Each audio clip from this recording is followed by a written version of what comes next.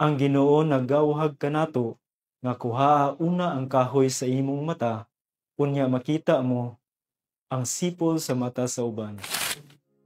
Mayong adlaw kaninyong tanan.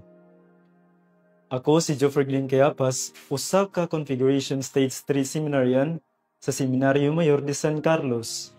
Gidapit ko kamo, mamalandong ta sa pulong sa Dios. Sa Ebanghelyo karong adlaw, si Jesus naghatag og pahimangno. Ang buta nga nagiyahan sa buta, pareho silang mga hulog sa lungag.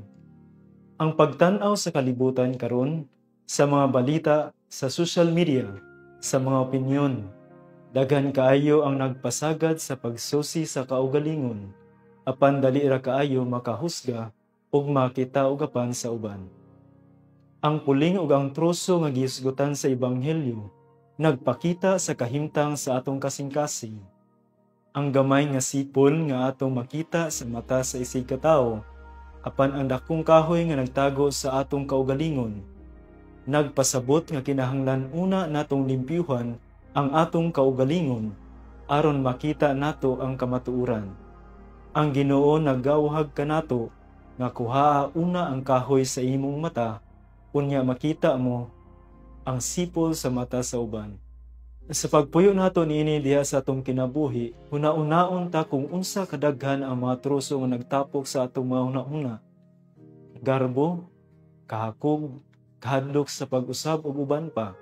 Kung atong huna pahimangnuan ang atong kasing-kasing kung magpakita og kaluoy, ang sukod nga atong ihatag sa uban may ibalik kanato. Sumala sa giingon, ang sukod nga imong gihatag mausab ang sukod nga imong madawat. Sa matag higayon nga makita ka og kakulang sa uban, pangutana una ang imong kaugalingon. Unsaon nako paglimpyo ang akong kaugalingon. Sa pagbuhat niini, dili lang kita makalikay sa paghusga, apan magpadayag usab sa gugma ug kaluoy nga gitudlo ni Kristo.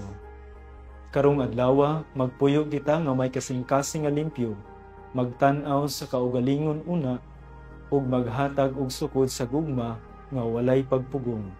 Sa pagbuhat niini, atong mapakita ang kahayag ni Kristo sa kalibutan.